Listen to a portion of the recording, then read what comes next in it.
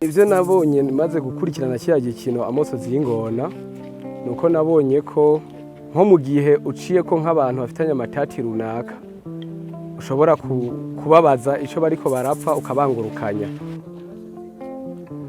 Ego je n'ubu ndagerageza aho mbaye, ndagerageza kwereka urwaruka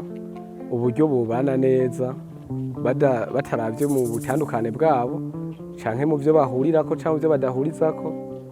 Ndabahanura ati mwe aho kuja mu vyo kuryagagurana ahubwo mworondera nk'ikintu c'ishirahamwe kibahuza mukaja uruhande rumwe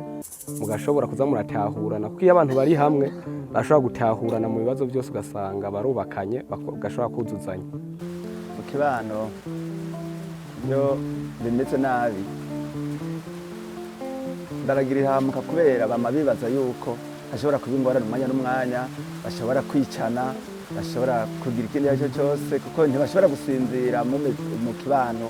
ahameze nabi, kuko umwanya wari wo wose baguma bibaza yuko hashobora kuba ikintu cy'ikibi, kuko murabyuma namwe abantu mubana amaruru ahari nta muntu aryama. Abamama iyo bariko babana n'abagabo babo bariko babakubita barahahamuka, kandi karoro n'abana barashobora kugira ingorane mu mutwe bivanye nuko baguma babona ibintu bitameze neza mu maso yabo. Icyo twosaba ni ukubera hoba mu ntwaro mu bisanzwe nk'abanyumbakumi iyo bama hafi ya mu bibano nibo babona ikintu kiba mu kibano buri mwanya